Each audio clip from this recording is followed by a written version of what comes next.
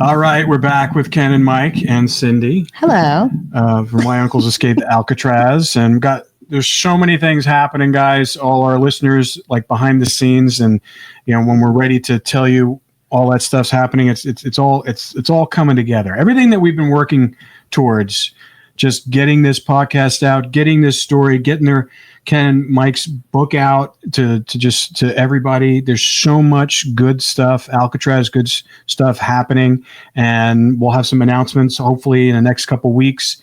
But just keep your fingers crossed.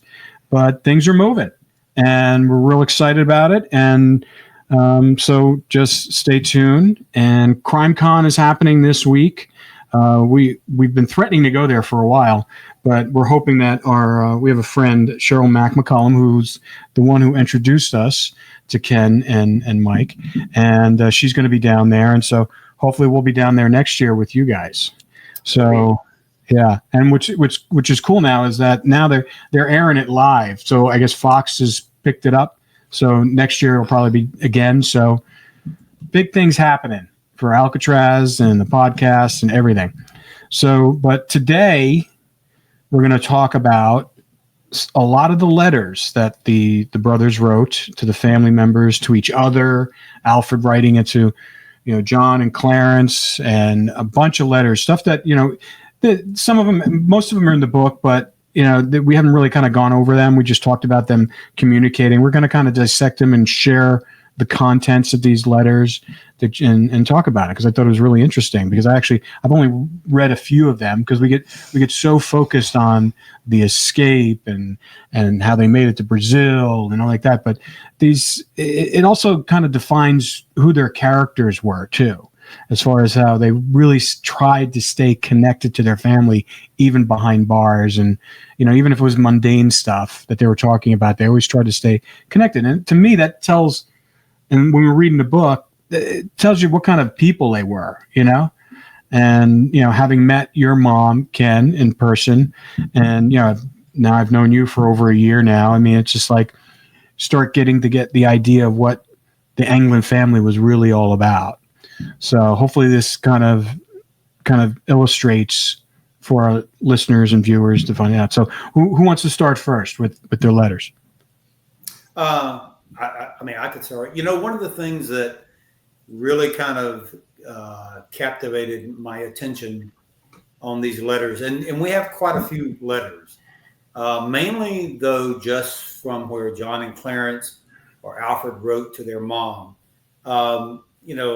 Like I said, most of the letters that John and Clarence had in Alcatraz, we assume, according to Art, that the FBI or the U.S. Marshals still have those. But, when you listen to like Uncle Man, and he talks about how that the brothers would communicate in code, and then you read in the FBI files where when they interview Alfred's cellmate in Atlanta, he even talks about how that the brothers, John and Clarence, prior to the escape, wrote Alfred and told him that they were planning an escape from Alcatraz, which just blows your mind, because, somehow in code, they were able to communicate this to Alfred, get around any guard that was reading it. And they were able to communicate even though they were not in physical contact with each other. And so I started going back through some of the letters, and I happened to have one from Alfred. He was writing home to his mom, and this was in May of 1963. And this was after the escape. But one of the things that really kind of caught my mind in here was he was talking about his parole. A lot of times I have mentioned how that Alfred was up for a parole hearing in February of the year that he got killed, which was 1964. So in May of 1963, he was still in Atlanta. He hadn't made it to Kilby Prison yet. But he did write home, and this is, what he said. He said, part of what he said, I thought that the paintings that John and Clarence painted were very good. Mom had taken pictures of them and sent them to me. I guess by now everyone knows that I was denied parole, but I will be considered again next February, and I'm really hoping to make it home. So in this one letter, he backs up what we had been saying all along, was that he had been turned down for parole in Atlanta, but that he was up for a parole hearing in February of 1964. So this notion that I've mentioned before, why in the world would Alfred try an escape on January the 11th, 1964, when he was possibly going to be paroled in February of 1964? A month later. Makes no sense. I could understand if you didn't make your parole again, then do the escape. But why would you even attempt something like that? I mean, the whole 5 years that he's in Atlanta, he doesn't try to escape one time. He keeps his nose clean. He participates in the drug program trial that they're doing. This is what reduced his federal sentence and allowed him to choose where he wanted to go. He gets to Kilby Prison. He's a trustee. So why would you throw all of that out the window to try and go do an escape when you could have at least waited another couple of weeks and possibly have made parole? Yeah. It doesn't even make any sense. Yeah, it doesn't make sense. It goes against common sense, and it doesn't make sense at all. No. Especially, was that the MK Ultra program? That was, yeah. Well, we assume that it is the MK Ultra CI. That was the drug program that was being run in Atlanta at that time. It was being actually run in multiple prisons. Mm-hmm. Atlanta was just one of the locations. It is the same program that Whitey Bulger talks about. He was involved in this. So was Alfred. That's actually how he received a 15-year federal prison sentence during his federal trial. Him and Clarence both did, and that was because Alfred had many escapes up under his belt. And prior to the bank robbery, he had been on the run for a little over 5 years from a Florida state prison. So the judge, when he sentenced him for the federal time, John got 10 years and Clarence and Alfred got 15 because they were previously on the run from another escape. So, but he was able to reduce that down to 5 years and was able to transfer to a state prison and was really up for a parole hearing and could have actually walked out the door. Yeah. Well, they say you usually never get paroled on the first try. Right. It usually takes a few times, like once or twice or three times. So the first time. So that's not surprising he didn't get it on the first time. Yeah, but when he gets to Kilby and he's a model prisoner, undoubtedly when he came from Atlanta to automatically kind of walk into a brand new prison and you're made a trustee right off the bat.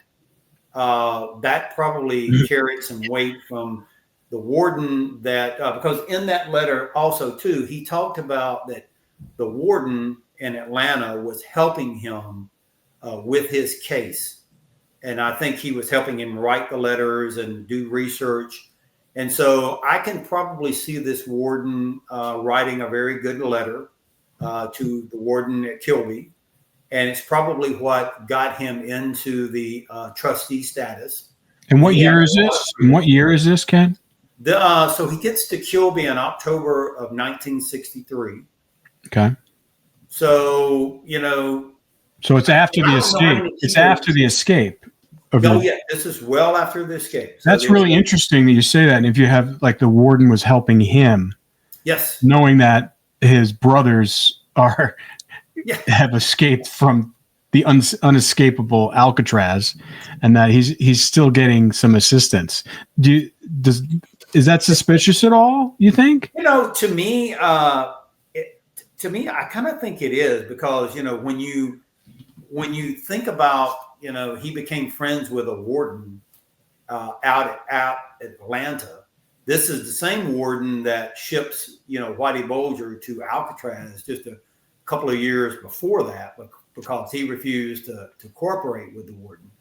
And undoubtedly, actually probably at 63, now that I'm kind of thinking about it, Whitey Bulger is probably almost back in Atlanta at that time. So he was in Atlanta, he goes to Alcatraz, he's sent back to Atlanta. So I mean, for this warden to be helping Alfred, a lot of this stuff really doesn't kind of make sense. Like I've said before, even if you go to a brand new prison, I'm assuming as a prisoner, that you don't walk in the door and you're just automatically made a trustee. Yeah. I mean, you're pretty much given, the freedom to walk around and do stuff that other prisoners have to earn. And you just walk in the door and all of a sudden you have it. Yeah. So that's a very strange part of the story that I've never really kind of understood. To me, what it sounds like is he wanted to keep him close. Yeah. I think so too. I think all of the prisoners, both prisons wanted to keep him wanted to keep him very close and follow and know what he's doing, because I believe that he knew where they were at. Yeah. And keeping him a trustee also maybe gives him the false sense of, and confidence that maybe he can use that to try to escape. It's almost like they're trying to bait him.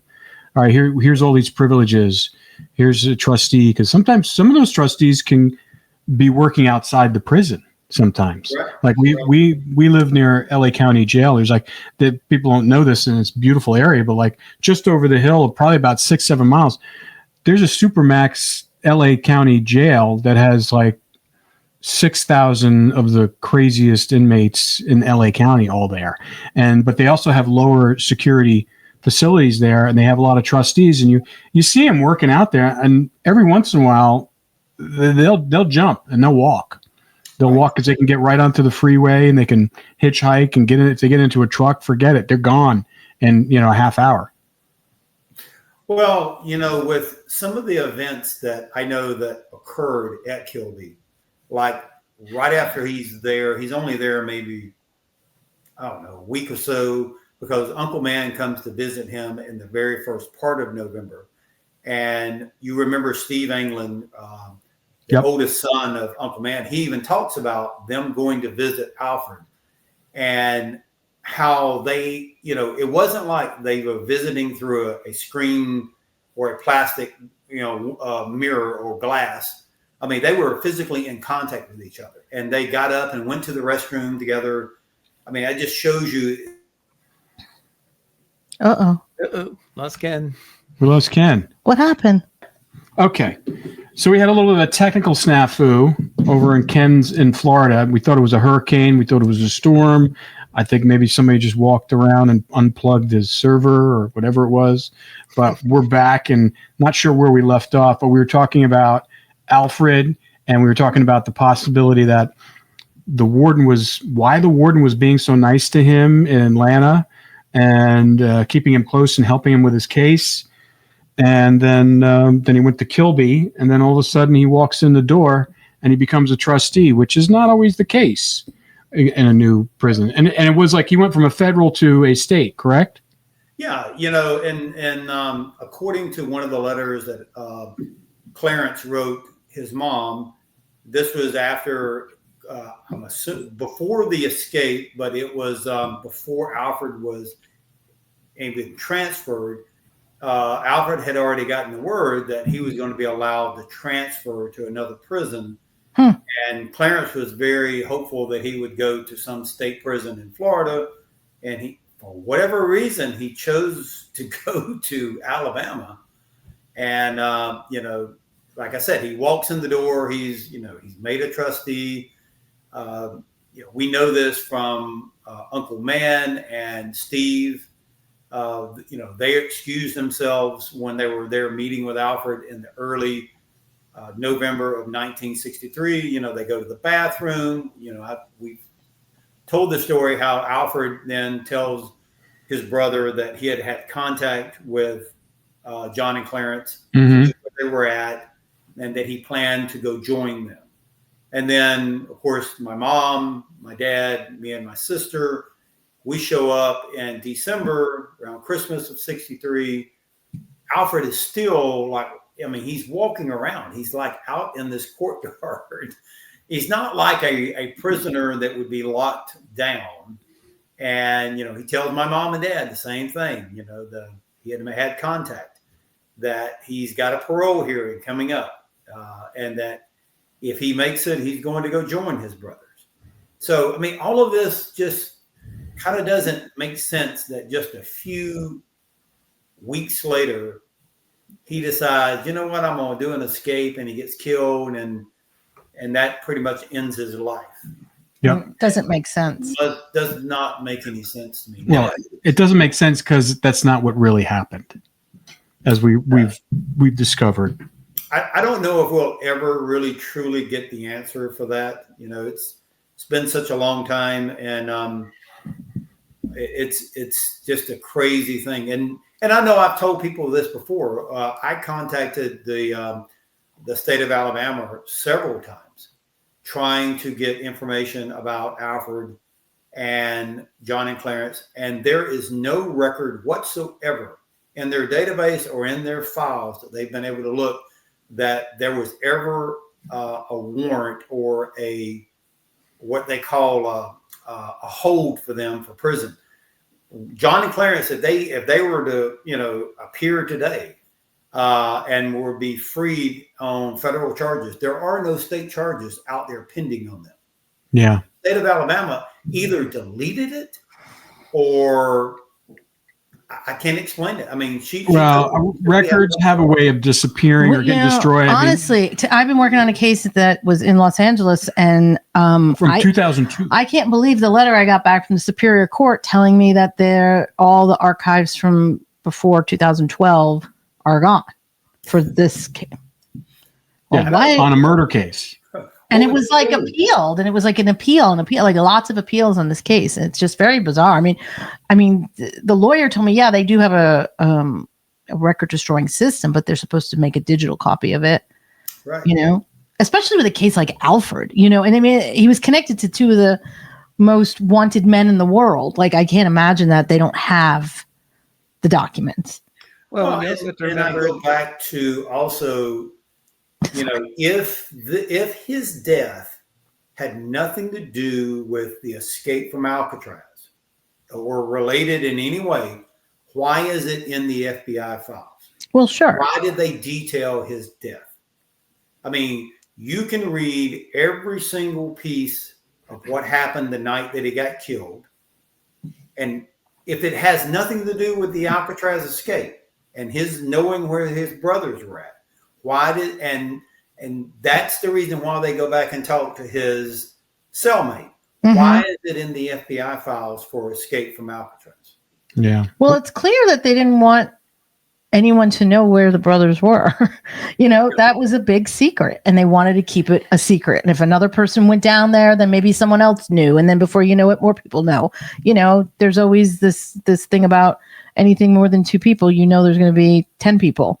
So it seems to me that that's what their intention was, to just shut him down so he could not go meet your uncles. It was one of two. It was either they wanted to keep him quiet, or they were really hoping that they could make it to the point, his life so miserable that he would want to leave, and then they wanted to follow him and see where he went. And of course, then he gets killed, or either he gets killed during their interrogation process, and it's a cover up.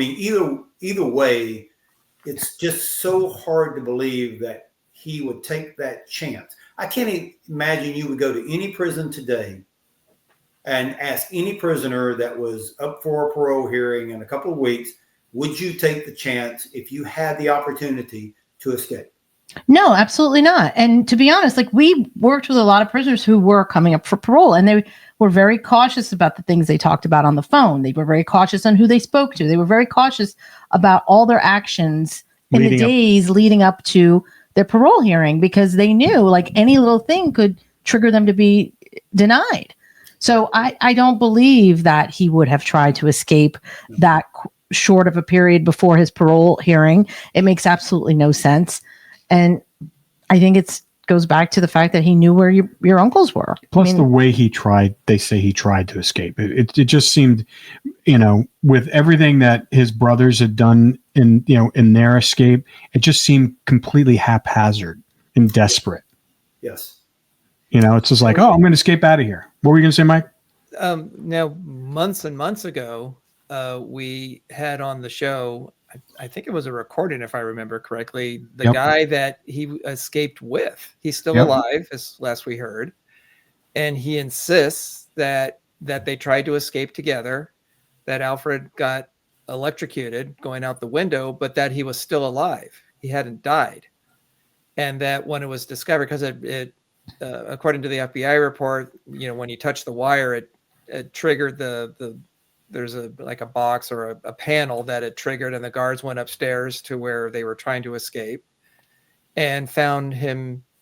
I can't remember if he was still in the window or if he'd come out of the window. One of the FBI files, he was still in the window. Well, that's what the FBI file said, but this guy told it a little bit different. I think he had come out of the window, and that the guards came up, caught him, and the other guy's whisked away, and then he's very quickly sent to another prison. He's gone. And then Alfred's suddenly dead. But he insisted that Alfred was still alive when he saw him last before the guards took him away. And then suddenly he's dead. So, after all these years, I mean, he's probably in his 80s, getting close to 90s at this point. And he's still insisting that, yes. Oh, and the reason that he gave, because I think one of the questions was, well, why did Alfred try to get out when he was so close to the parole? Was that he was told by, it was either the guards or the FBI. I think it was the FBI, because they came and interrogated him, according to this other inmate, that they came in many times, actually. And of course, in the FBI report, there's no record of it whatsoever. Only after he had died is he inserted into the report. But according to this guy, he was talked to regularly or often. And they had told him that he has no chance of getting out. And so Alfred, in desperation, that's why he left. That was the reasoning. Well, that would make sense if they're telling him one thing. Even though the prison's saying one thing, and then the FBI said, "Listen, you're never going to get out of here." That would make it. But I don't think, number one, that Alfred, and this is just me speculating here, is that I don't think it would be so haphazard as that. Unless there was a time limit saying, listen, something's going to happen to you at certain period, because it just seems like a desperate attempt. And he's escaped from other places before. Did he ever make like a desperate attempt like this? It seems completely not well thought out. And because he was on the run for some things, so he actually made it out for some things, correct? Yeah, I mean he had escaped. Oh my gosh, probably, I don't know, 5 or 6 times in the past from state prisons. Like I said, when the bank robbery occurred and they get caught, he had been on the run for over 5 years. So, I mean, he knew how to escape, or he had the ability to do it. But he was only at Kilby from the late October 1963. And he gets killed in January of 1964. So he's only there maybe, 2-3 months at the most. And in those 3 months, he's able, according to what was found, that they said they found with him was, and this was interesting too, he had everything in a pouch that he had constructed, a waterproof pouch, very similar to what John and Clarence. A raincoat, maybe? Another raincoat? They never said what the pouch was made out of. All they said was it was a waterproof pouch. And inside of it, he had an ID. He had homemade jumper cables to steal a car. And remember if he had anything else in there. But, you know, if you're trying to escape, why would you have these kind of items? And how did you get them in such a short period of time? I mean, who would you know in the prison that would risk, you know, giving you a fake ID and you've only been there for 2 months?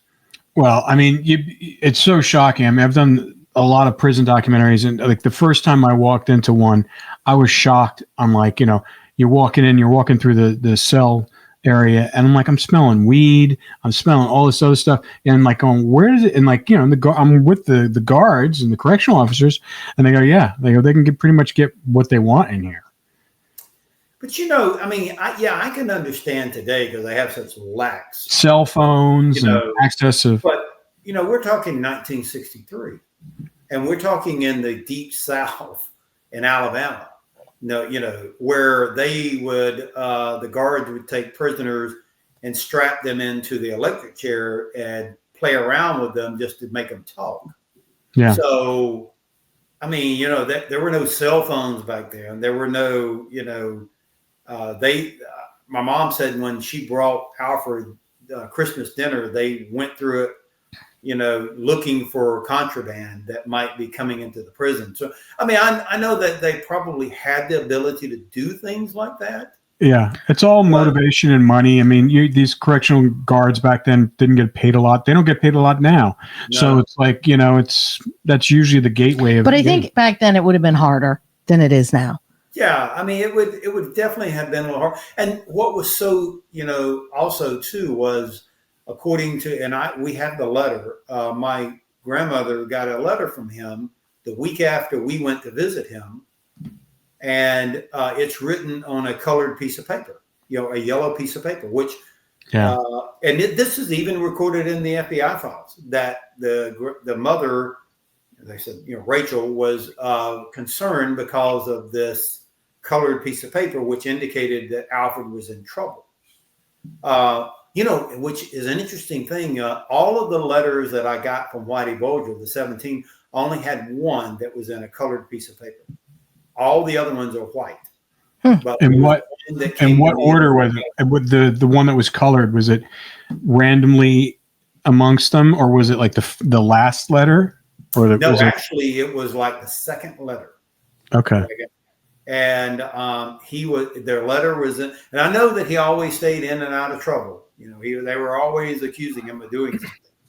And I remember he telling me one time that they would, you know, lock him down because they thought he was doing something that he shouldn't have been doing or had contraband or whatever. So, I mean, it does make sense because, I mean, even with my correspondence with him, there was a time when he was in trouble and his letters, the paper that he wrote on was different than what he normally wrote on. Yeah. So that undoubtedly still happens today. And so it was a concerning for my grandmother, which brings to the point were they trying to interrogate him?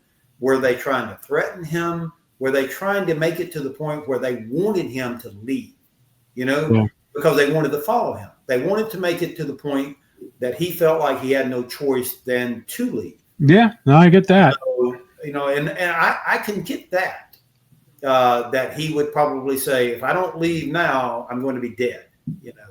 So I don't know. It's interesting. Mike, you have a letter you want to share before I bring in this other piece? Sure. This was a letter that John wrote in February of 1960 when he was at Leavenworth. So this was approximately 2 years after they were arrested and convicted for the robbery. That was in 58. And in the letter, you really get a sense of kind of what he's thinking and feeling about Helen. Because, you know, after the robbery, they come back. He picks up Helen. Clarence gets Ruth, the sister, and Alfred brings his wife, Jeanette. And then they go up to Ohio to be where Helen and Ruth's father is. And they hide out there for a few days. And she calls Jim, her husband, Helen does, and tells him where they are. And then he calls the FBI and they get arrested the next day. Helen. Always goes back to Helen. So 2 years later, This is what he writes. He says, Helen is still on my mailing list and can write anytime she wants to. It would be nice to hear from her. I haven't wrote her in so long. She might not want to hear from me now. I stopped writing to her for her own good. I would marry her today if I was free and not to ask any questions, but it's not that way, so I don't want her to try and string me along. I'm loaded with time and there's no room for it for any woman. If I was free, you would have a new daughter-in-law, and this is to his mother, you'd have a daughter-in-law. Whether any of the others liked it or not, you probably won't understand this, but she is my little Cinderella, and you don't have to tell her this because I think she already knows. So, you can see that even 2 years later, he's still he's very strong feelings for her. He's trying to spare her. Like, look, you're just going to have to give up on me. I'm not going to write her anymore because I'm going to be in jail for a long time, prison for a long time. And he's just trying to free her from a life of pain and waiting. Yeah. Mm-hmm. And it's heartbreaking for him. Mm-hmm. Mm-hmm. He's got to basically kind of cut her loose knowing that he's still like very much in love with her. That's tough. Right. Because he was, he brought her, into this crime, not unknowingly. She didn't know what he had done. And eventually when all six of them are arrested, all six of them are arrested the next day, they're all brought into the courthouse. And then it was determined, actually the seventh, because Helen's father was also arrested too, because he's, complicit supposedly in this, and they didn't know anything. Those photos of that day, in the hotel room where I think it's John is sitting on the edge of the bed there, and he looks completely dejected, and everybody's else behind him. Well, that was Alfred he's sitting on a. Is that Alfred? Yeah, and behind him is Jeanette, just kind of looking at him when the photographer took the picture. There's a picture of them all together in front of the courthouse. Yeah, that the press that took. They're all they're in handcuffs, kind of being led in to the courthouse. But they were eventually exonerated. They were eventually released. They were not charged with any crimes or had to go to any court hearings or anything because they didn't know anything. They knew that something had happened, but they didn't know what had happened, and they never told them until after they get arrested. Then they knew. Oof! What a shock! John wanted to bring her with him, and then wherever they were going to end up, whether it be in L.A., Tijuana, somewhere else, he wanted to bring her. And it's like you're going to be with me now, and Jim is no longer in the picture, and she went. So she wanted to be with him, basically life on the run. So this letter that I wanted to share with you here, this next one, this was an interesting letter to me because Alfred is writing Clarence, and he is in Leavenworth. And it's dated October the 5th, 1960. So this was right after they tried to escape out of Leavenworth. John is that in the bakery's box? Is that in the bakery? Alcatraz yet, but he's about to go to Alcatraz. I mean, if he's not on the train on the way out there, he's just days away. But Alfred writes this to Clarence, and he makes a very interesting statement in it. He said, there is something I would like to write and tell you about, but it isn't that important, and I will tell you later in the next letter. I told John that we had some help, but I didn't tell him who it was, and I'm sure he will be glad to hear. I don't know what he was referring to, other than John had already been assigned to Alcatraz at this point. He just hadn't gotten there yet. So, Alfred is writing Clarence and telling him about that there is someone who wants to help them. Now, I don't know who this someone was. Clearly, it wasn't, someone that it wasn't like a lawyer.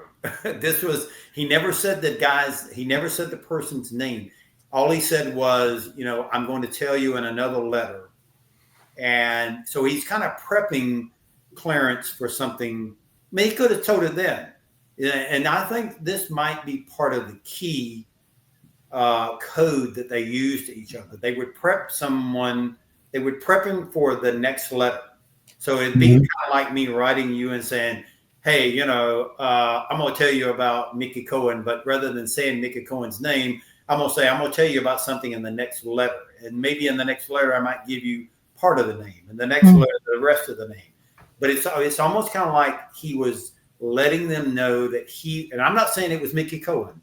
I'm just saying there was someone that that Alfred knew was going to help them, and he was going to let them know about it. Wow. And and that's when he was in Atlanta? Yeah, so he was still in Atlanta. Was Whitey in Atlanta at the time? Wasn't Whitey in Atlanta too? Whitey was already in Alcatraz. Okay. He was in Atlanta prior to going to Alcatraz with Alfred. So there was a connection there between Whitey Bulger and Alfred before Whitey is sent to Atlanta. They were in the same prison together.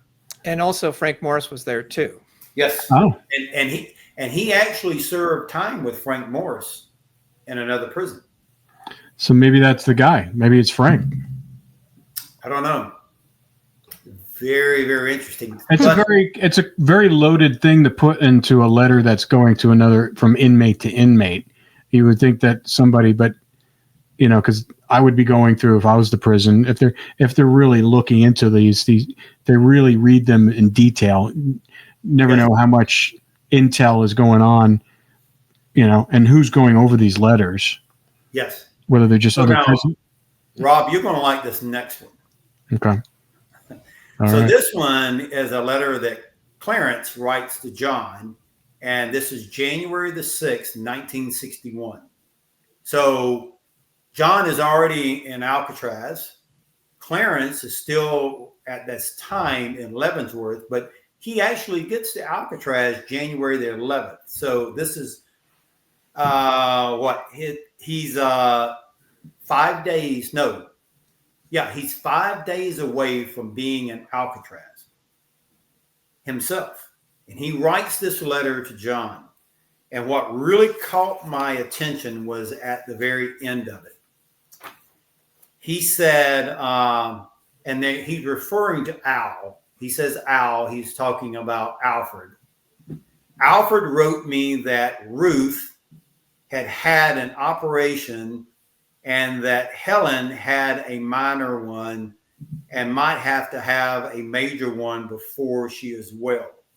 But this is the first time I've ever read a letter where someone mentions Ruth. Mm-hmm. Always been Helen.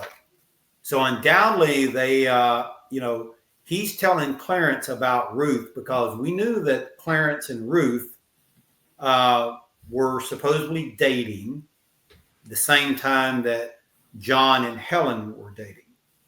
So this is the only letter I've ever seen of all the ones that we had where Ruth is ever mentioned. And for our listeners, if you remember, Ruth was the one who signed the postcard. Yes, she was. I don't know, how strange this is, but like I said, my mom and the rest of the family didn't even really know Ruth. Yeah. I mean, they knew Helen, they knew, the sister, the older sister, but they didn't really know Ruth. Clarence never really talked about her that much, according to my mom. Was the operation like a code or euphemism for something else? Them both having some sort of medical? I don't know. My mom said that she never knew that Helen or Ruth was ever sick. I asked her about it. The only thing that the family knew about and has been in letters before was that John talked about Helen having a son, his son, early on, right after I want to jump in, and because I have that letter, and that was one of the letters I wanted to read. So since you gave me the segue what letter is this one? So this was written in November 1958, and this is Clarence. He's at Leavenworth at this point, and he's writing to his mother, and he says, "Dear Mom, I received your letter and was glad to hear everybody was fine. As for myself, I am getting along all right. I received a letter from John last night. He had a lot to say and just wrote both sides of the paper full.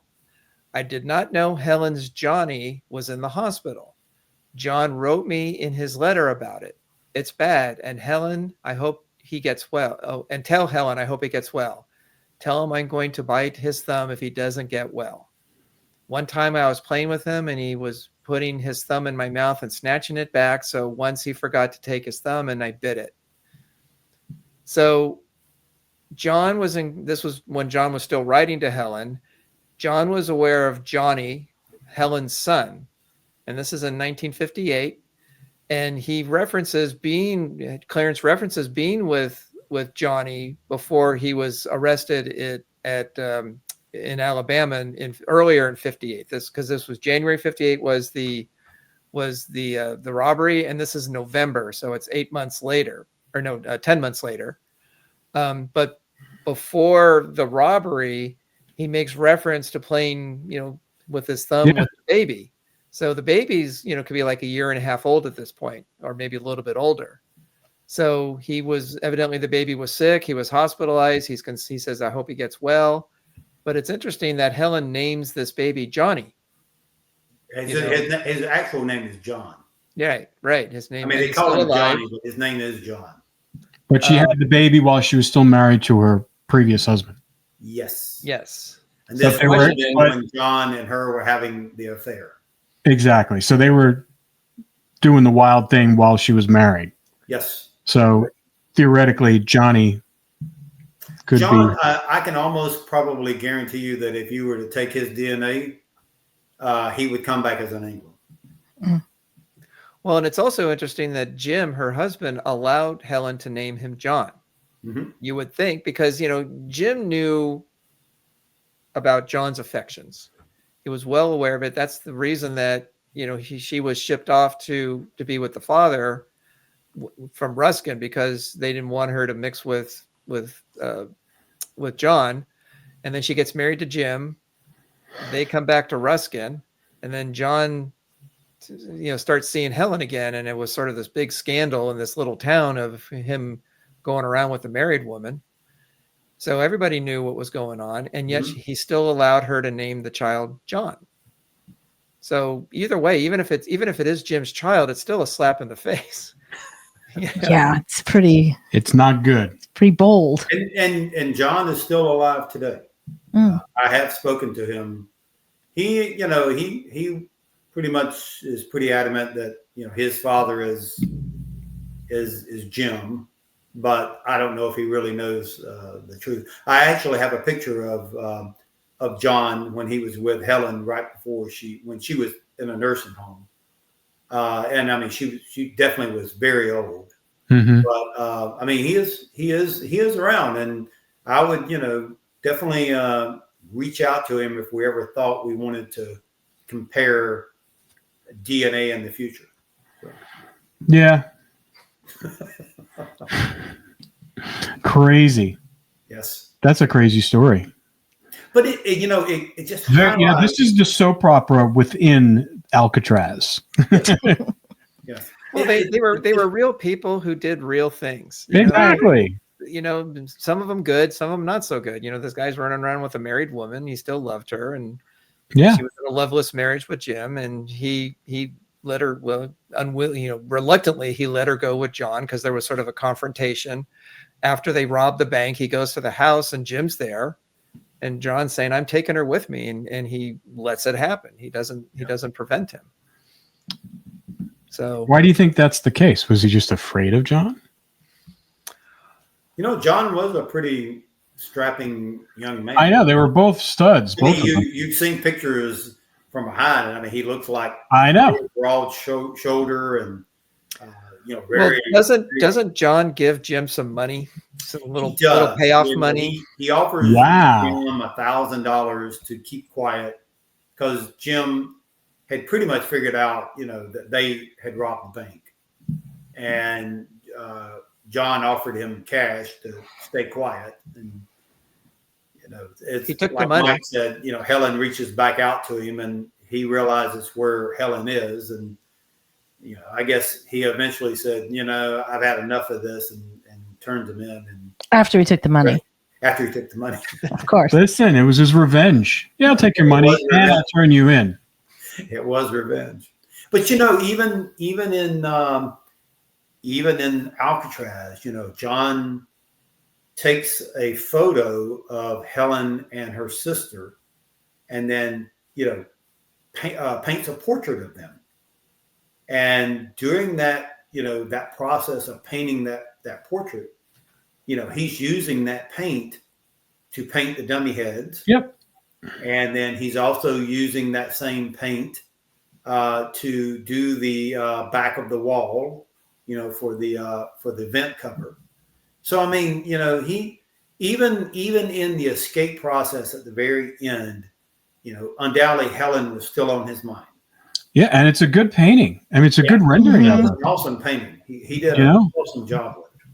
So it's like, I guess you wanted to make. I mean, obviously he's a talented guy, but it also solidifies the fact that why he had the paint. So if the guards are checking in, he goes, "Wow, this guy's really painting." Right. So they were not going to question what he's doing. Exactly. And that's what is kind of so crazy about some of the items that they sent back. So my grandmother gets a letter from Warden Blackwell in like November of 1962, telling her that they're going to be shipping the items from her son's cells back to her. And then in like December of 62, she gets a box that contains the property of John and Clarence's personal items with an inventory card of what's in there. And, they send the paintings, which is amazing. It's like, okay, so even with Clarence, I think it's listed that they sent his paintbrush, because he also painted a portrait of a rock scene with water crashing on it. But they send his paintbrush back. They don't send John's, but they send these random things like John. They send his glasses and a fountain pen, and of course the two paintings. They don't send the letters. They don't send other items. And I used to always go, of all of the items that they probably should have kept in their possession would have been those paintings. It's like, I don't know why they thought, oh yeah, let's send these back and we'll send one of the paintbrushes back, but we're going to hang on to all the letters. Although when we did Expedition Unknown, when we were in the, did I miss something? No. Go ahead. Okay. Anyway, so when there was a scene in there where we were able to see some of the items that they actually, the FBI used as evidence, and so they still have those things, such as the paintbrushes, the little bottles of paint that they used. Is that the prison? Still evidence that they have that we were able to look at. FBI. It's at the archives. Yeah, the archives in San Francisco. Oh, okay.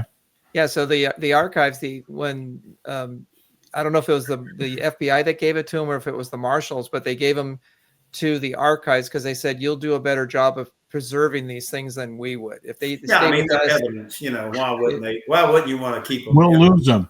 Right. Something will happen. They're not going to be kept properly. So the archives still have them they're trying to do the best that they can, because these things obviously were never meant to last, but they're still there. They still have them. We were able to look at them. So we saw the very things that they used in the escape. All I can think of is that end of the scene of the Raiders of the Lost Ark where there's a crate somewhere in some building that somewhere that no one knows can't find it. Well, and I spoke to both a long time ago, both Art and Michael Esslinger, who both of them told me that they saw the pouch along with the letters and the photos at the archives building early on. I mean, it's in the 2000s, early 2000s. Now the archives, claim, even when we had that lady on, Yep. They have no knowledge of the pouch. They have no knowledge of the letters nor the photos. Somehow it just disappeared. So undoubtedly they didn't do such a hot job that the marshals thought they would do by keeping items. Somebody has gone in there and either taking them, and they have them in their own personal credenza in their office, or they just have them and they refuse to show them to anyone anymore. Personal collection. Yep. Interesting. It would not shock me at all that if we ever got access to the FBI building in San Francisco, that we would probably find them there. Where is that building? What part of town? It's in the Presidio. The Presidio. Okay. It's near the Presidio. It's close there. And now I told you about how that I worked with a congressman when I lived in Georgia. Mm-hmm. And me and him, or he on my behalf, wrote the FBI in Washington. This was up under the Biden administration.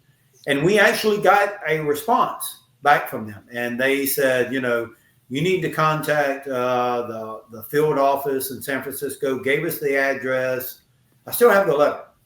Gave us the address, who to contact. We both, me and the congressman, both, because they encouraged me to write them also. I wrote them, the congressman wrote them.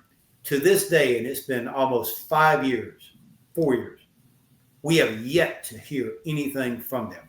We have written them multiple times, and the congressman doesn't even, reach out to me anymore, but he used to reach out to me and, have you heard anything from them? I said, absolutely nothing. Yeah. I called them one time and said, okay, hey, I sent this letter in requesting, some information, and they said, oh, we don't have it. Can you fax it to us? I scanned it in. I faxed it to the number that they said, and they still refuse to this day to contact me. All I asked for was a simple phone call. Never responded, never wrote me a letter, never said, we can't do this. To this day, I've never heard a word from them. Listen, that's bureaucracy. Just when you're dealing with anything like that, like government records, like when I was walking around LA County Superior Court like 2 weeks ago, it was they had one Superior Court sent me to downtown. Here's the room where all these files are. I went in there and the room was empty. It was empty. And then I go across the hall and I find two guys just sitting there basically doing nothing. I go, where can I get this? Oh, there's nothing here. You got to go to this website. And then I go to the website. There's nothing there. It's just like this. Then after his field trip 2 weeks later, we finally get an email. Oh, yeah, they're destroyed. They're destroyed. So it is the craziest thing, when you if you don't at least get a correspondence back. I mean, at least tell me that you can't do it for me, or this is still an open investigation, or what. Just respond. But if you never respond, the only thing I can think of is that you don't want to talk about it. Well, that, and also you got to understand, it's like dealing with the DMV. There's people there that go there, and they don't really go beyond anything that's in front of them unless they're told what to do. Unless someone comes down, it's like, like I said, you bang your head against the wall trying to get a straight answer. Sometimes you'll get someone who can actually help you.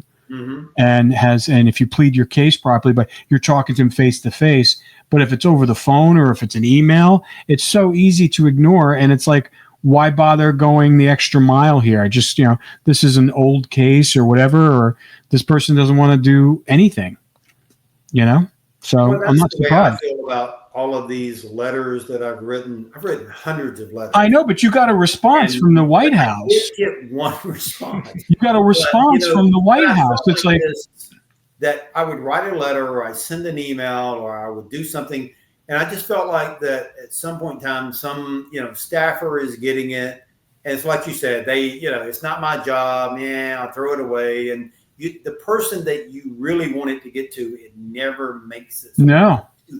No, but you got a response from the White House, so it paid off, and and hopefully we can follow up on that, and when diving into our show and see if we can get some answers, get in front of somebody. Yes. I believe if we do, well, the answers will come. I agree. So Well, I want to bring up one more letter, at least Okay. on my end. I don't know if Ken has any more, but No, I this think one, we got time for one more. okay. Yeah, you Well, do it. then this is a good one to end on. Good. Because this one is, to me, it's the closest thing to a smoking gun in the letters that were written. Because as Ken pointed out several times, everything going in and out was monitored, looked at, scrutinized. So they couldn't state anything openly of what, like, hey, Al, our plans for escape are going great. Exactly. Hopefully we'll be out in 2 weeks. Yeah, they can't do that. So I think this one is the code that we've talked about. And this was written by Clarence, and this was dated on May 6, 1962. So Okay. this is just under a little bit over a month away from the escape, because June was a month away. So they're hip deep in the plan. They started the plan around December of 61. So now it's May of 62. So it's 6 months going into the actual execution of the plan. They're only a few weeks away from getting out. Everything has mostly been taken care of. And so Clarence, this is the last letter that either of them wrote to home, at least that Ken's mother kept. I can't imagine she would have thrown any of them away. Yeah. And so this is what he writes. He says, "Dear Mom, I received your letter and was sure glad to hear from you. Also to hear everyone at home was getting along all right. As for me and John, we are making out okay. We also received the birthday cards and Easter cards. I guess you have all visited Al by now.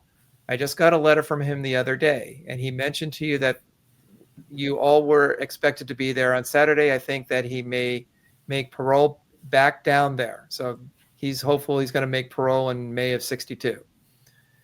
He said that they asked him where he would like to go first if they did parole him, and he said Alabama. But I think that he would be better off to go back to Florida, where he'd be close to home. I know that I would have anyway. Maybe he will get back one way or another way. It would be something on the way to get him getting out. I'm sorry. It would be something on the way to him getting out altogether. I don't know just how much chance there is of me and John getting any closer to home. But we have heard that they may close this place down and may move us to a new place in Illinois. It sure would be closer to visit. I don't know this for sure. We'll just have to wait and see."